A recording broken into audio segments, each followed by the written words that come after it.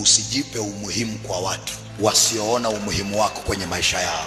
Itakusaidia sana. Using'ang'anie mahali ambapo upendwi. Using'ang'anie mahali ambapo hawaoni umuhimu wako. Hata ungefanya kazi namna gani mpaka ukajitoa na damu, using'ang'anie mtu akupende ambaye hakupendi. Hata ungefanyaje, hana mpango wa kukupenda. Kuna watu ambao wanaona umuhimu wako. Wakati mke wa Potifa anasema umetuletea kijana wa hovyo, hafai, Farao alikuwa anaomba, nipate kijana mwenye akili, nipate kijana anayeweza kuivusha nchi, nipate kijana mwenye roho wa Mungu ndani yake. Yusufu aliondolewa kwa aibu kwenye nyumba ya Potifa.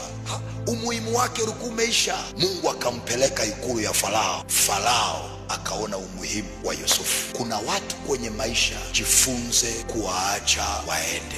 Najua inaumiza, najua inauma, ila let them go, ili Mungu akuinulie watu wapya watakaoona umuhimu wa maisha yako kwenye maisha yao. Sasa wewe endelea kujipendekeza, endelea kujifanya una muhimu kwenye maisha yao. Wamekufungia vyoo, huna umuhimu tena kwao. Shukuru Bwana, katoe sadaka ya shukrani, waache waende. Kwa kila jambo kuna majira yake, kuna watu wake. Mwamini Bwana. Nyumba ya Potifa wamekufungia milango, mkuu wa gereza atakupokea, milango ya ikulu itakufungukia, na huko ikulu ya Farao wataona umuhimu wako. Si tu kwa Farao, nchi nzima wataona umuhimu wako katika jina